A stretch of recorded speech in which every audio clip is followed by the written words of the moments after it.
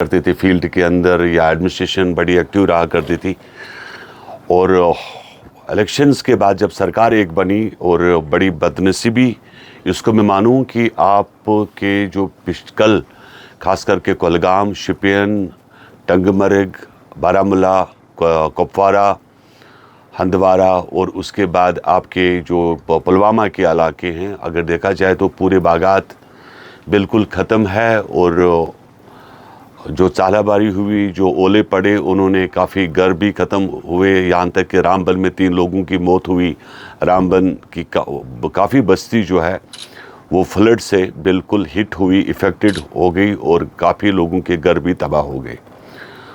और पिछले 4 दिनों से हम लोगों ने, बदनसीबी ये है कि किसी भी स्टेट गवर्नमेंट के किसी मिनिस्टर का कहीं पर जाना, यहाँ तक कि चीफ मिनिस्टर खुद कहीं जयपुर में उसने अपना फ़ोटोग्राफ डाला है, कहीं जहाज़ का एंजॉय कर रहा है।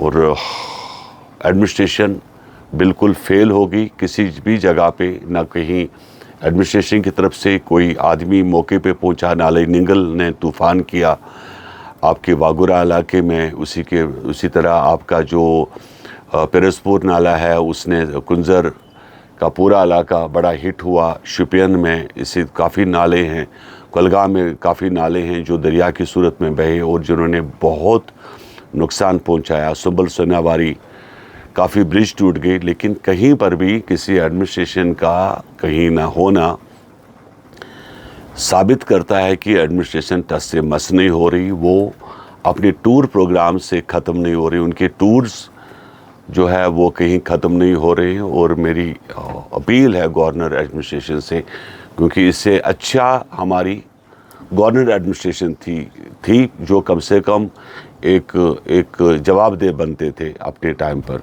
और आज सरकार का कहीं पर मौजूद नहीं होना एक बहुत बड़ी फेलियर इंडिकेट कर रही है। मेरी अपील है गवर्नर एडमिनिस्ट्रेशन से कि कम से कम वो और गवर्नमेंट ऑफ इंडिया इस चीज़ की संगीन नोटिस ले, खास करके जो हाईवे टूट गए हैं, जो श्रीनगर जम्मू का जो रोड बंद पड़ा हुआ है, और लोग मुतासिर हो गए। कोई 15 गाड़ियाँ जम्मू श्रीनगर हाईवे पर नालों में चले गई। वहाँ क्या तादाद है, कोई फिगर्स नहीं है, कितने डेथ हुई, कितने ज़ख्मी हुए, किसी चीज़ की कोई अलमियत नहीं है।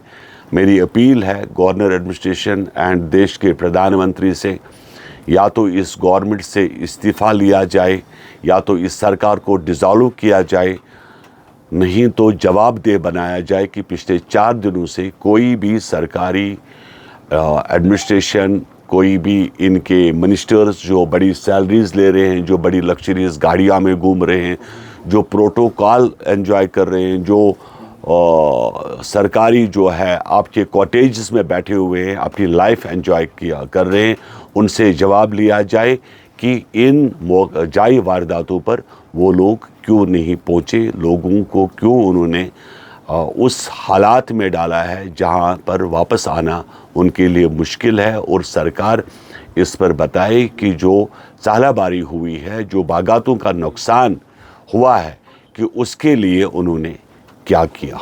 इन्हीं अल्फाजों के साथ आप सब लोगों का तहे दिल शुक्रिया कर दिया। दौलत साहब काफ़ी बड़े मंजे इंसान हैं, हमारी सिक्योरिटी एजेंसीज़ के, और फ़ारूक अब्दुल्ला भी काफ़ी बड़े पॉलिटिशियंस हैं, देश भी मानता है, और उनकी फैमिली के बड़े नज़दीक रहे हैं।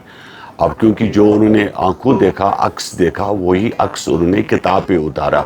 जब भी इंसान किताब लिखता है तो वो जाहिर सी बात है, वो एक दिल का, वो जो दिमाग में उनका अक्स होता है वही उस किताब पे उतारता है। उन्होंने सच्चाई को बयान किया है, उसमें कोई गलत बात नहीं है, इसको हम भी एडमिट करते हैं। क्योंकि मैं आपको क्लियर कर दूं, टेलीफोन लाइन्स और मोबाइल लाइन्स 2019 एब्रोगेशन में जब डिस्कनेक्ट हुए थे तो डॉक्टर फ़ारूक अब्दुल्ला साहब की लाइनें चल रही थी। अगर उनके घर में कम्युनिकेशन चल रहा था और सरकार के पास कम्युनिकेशन था, अगर सब जगह डिस्कनेक्ट था, तो वहाँ डिस्कनेक्ट क्यों नहीं था? अगर उमर साहब ये बोलते हैं कि ये सब गलत है, बेबुनियाद है, क्या ये भी बेबुनियाद है? जो फोटोग्राफ वायरल हुआ 4 दिन पहले प्राइम मिनिस्टर से मीटिंग हुई, क्या वो भी बेबुनियाद था?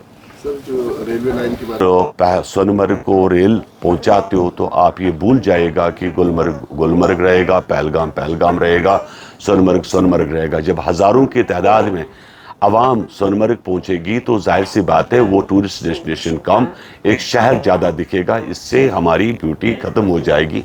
इसीलिए हमने कल रेलवे मिनिस्टर से भी अपील किया कि इस जो ये डिज़ाइन किया है ये प्रोजेक्ट, इसको कैंसिल किया जाए। सोनमर्ग को एक टूरिस्ट रिजॉर्ट और पहलगाम को टूरिस्ट रिजॉर्ट रहने दें, बल्कि एक शहर न बनाएं।